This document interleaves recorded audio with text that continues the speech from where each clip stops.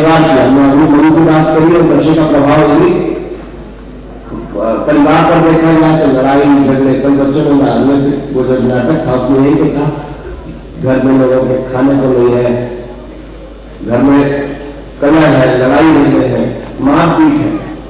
हमारे पड़ोस में जहां हमारा घर था, अभी है पड़ोस में धर्माधिकारी बन गई, सरकारी स्कूल में हेडमास्टर थे और परिवार में बहुत अच्छी स्थिति, और उसमें ये मामला कि रोज शाम को शराब पी करके आना, मार पीट लड़ाई झगड़ा, वो तो घर के 2 बच्चे उनके और एकदम नर्क जैसी जिंदगी, छोटे छोटे बच्चे, और शराब पीते पीते पता नहीं भगवान की इच्छा होगी जीवन खराब हुआ और उनका देहांत हो गया।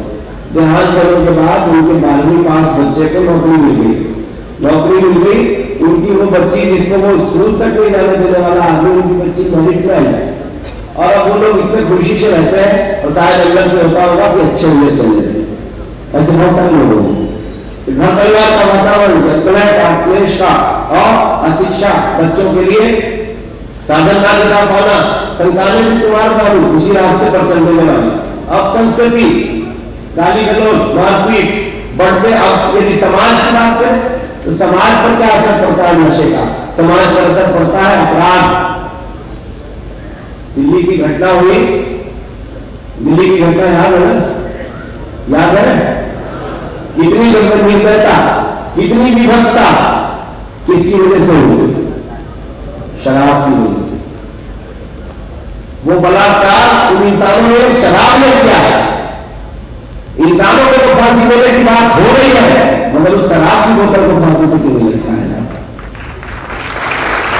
उसकी बोतल को तो फांसी पे लगता।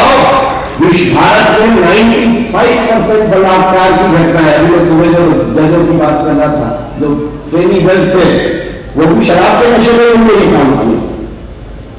95% बलात्कार की घटना है शराब पीने के बाद। चोरियों की घटना है, चोरी होती है, किसी की साइकिल उठा ले गया और ले जाकर के जानते हैं कितने में बेचते हैं ये नशा करने वाले लोग? 40 रुपए में, 50 रुपए में साइकिल बेच जाते हैं, जो एक टाइम की गोली मिल जाए। चोरी, लड़ाई झगड़े और महिलाओं बच्चों पर हिंसा, सड़क दुर्घटनाएं, खेत खलिहानों में आग, 75% सड़क दुर्घटनाएं आग से होती है और बीड़ी सिगरेट से होती है, शराब से और बीड़ी सिगरेट से। एक बहुत खतरनाक मामला आया था बरेली गांव का। होली के 2 दिन पहले मजदूर वर्ग अपना सब बोतला डंडा बंडा बस में भर के और वो अपने गांव में आए थे। और वो तो मजदूर वर्ग का क्या होता है, वो लोग अपने लिए सब अपना खाना पानी जो हो सकता है गाँव में जाए। तो एक काम करने वाला, फैक्ट्री में काम करने वाला व्यक्ति अपने साथ कुछ कैरोसिन वगैरह भी चुरा करके फैक्ट्री से गाँव में जा रहा था और बैठ करके बड़े मजे से बीड़ी पीता हुआ जा रहा था। आपको पता है वो पूरी बस में आग लगी और वो 150 लोग खचाखच भरी बस में, किसी को बाहर निकलने का मौका नहीं मिला और घूम गए थे लोग। होली के 2 दिन की पहले राष्ट्रीय घटना थी। और दादा ने ऐसी कोई घटना होती है तो बीड़ी सिगरेट से होती है। और इसके बाद जो हम लोग वैश्विक बात करें, राष्ट्रीय स्तर की बात करें, समाज में, राष्ट्र में, तो आप देखेंगे नशा क्या क्या देता है हमको। ये नशा देता है गंदगी, जिसकी बात हमने शुरुआत में की। ये नशा देता है हमारे सरकारी कार्यालयों के समय पर, हमारा जो समय है, जो हमारे पैसे से सरकार लोगों को देती है, चलो पान खा के आते हैं, चलो गुटखा खा के आते हैं, और वो आपके घंटे वहां बर्बाद हो जाए। आपकी सरकारी संपत्ति का नाश। और ये सब क्यों होता है? सरकारी राष्ट्र की संपत्ति नशे में चली जाती है। और इससे भी खतरनाक जो था, इतना होता तो भी ठीक था। मैं तो ये कह सकता हूं यहां से, और आप ये बात लोगों को कह सकते हैं कि जो व्यक्ति नशा करता है वो राष्ट्रद्रोही है। नशा करने वाला व्यक्ति देशद्रोही है। क्यों? क्योंकि नशे का 80% व्यापार जो है वो काली कमाई है। 20% उसमें होगा जो महत्वपूर्ण है। 80% काली कमाई है, चोरी है, बेईमानी है, डकैती है, गुंडागर्दी है, और इससे भी बड़ा आतंकवाद। पंजाब के भी अब खबर देखिएगा, कई मंत्री जेल में है भी। और ये बात 2015 से ही अखबारों में आने लगी थी। अभी खुलासा हुआ कि वहां पर ये बात आई थी कि पंजाब की हरित क्रांति का पैसा आतंकवाद बनकर के हमारे देश पर आता है।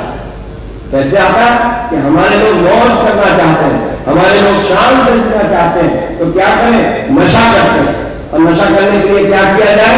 ड्रग्स खरीदते हैं, चोरी से शराब खरीद ली जाए, स्मगलिंग से शराब खरीदी जाए, ड्रग्स खरीदे जाए, और वो पैसे से वो खरीदा गया।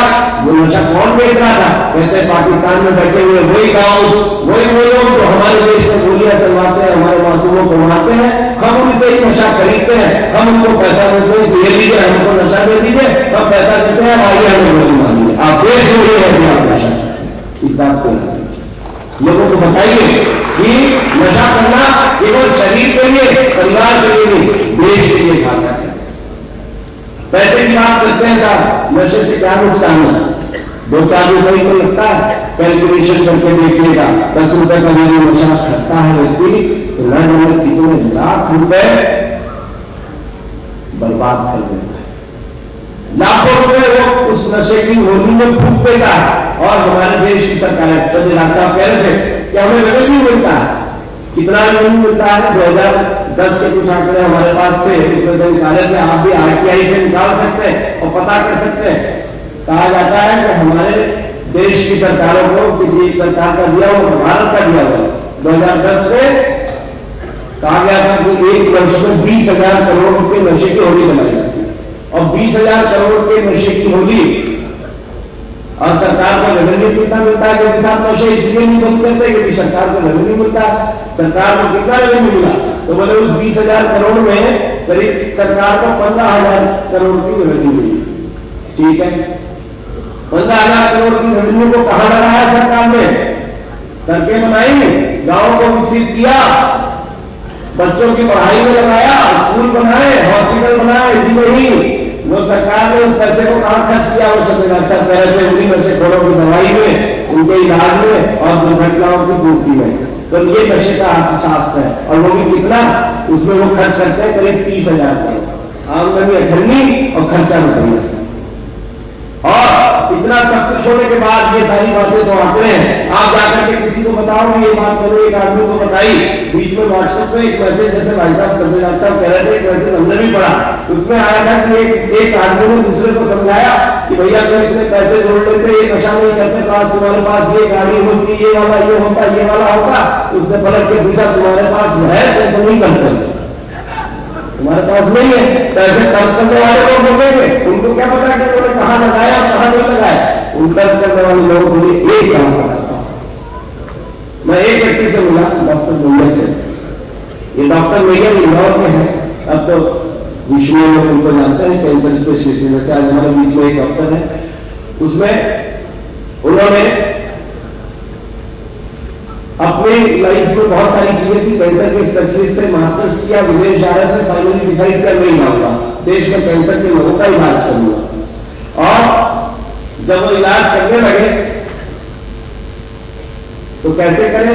सरकारी प्राइवेट अस्पताल में तो लोग पैसे मांगते थे, और ये गरीबों से पैसे लेना नहीं चाहते थे, और अस्पताल वाला पैसे मांगता था। हमने कहा आप फोकट में करो, फीस मत लेना, हमसे सैलरी मत लेना, हम तो लेंगे, हमको ऑपरेशन थोड़ी फ्री में करवाएंगे। तो इनकी लड़ाई झगड़ा होगा। उन्होंने कहा ऐसे बात नहीं करने की। उन्होंने कहा आप अपना अस्पताल बना लो। बोले कैसे बना लूंगा? बोले भीख मांग के बना लो, जब तुम्हें खैराती बनाना है। बात दिल पे लग गई।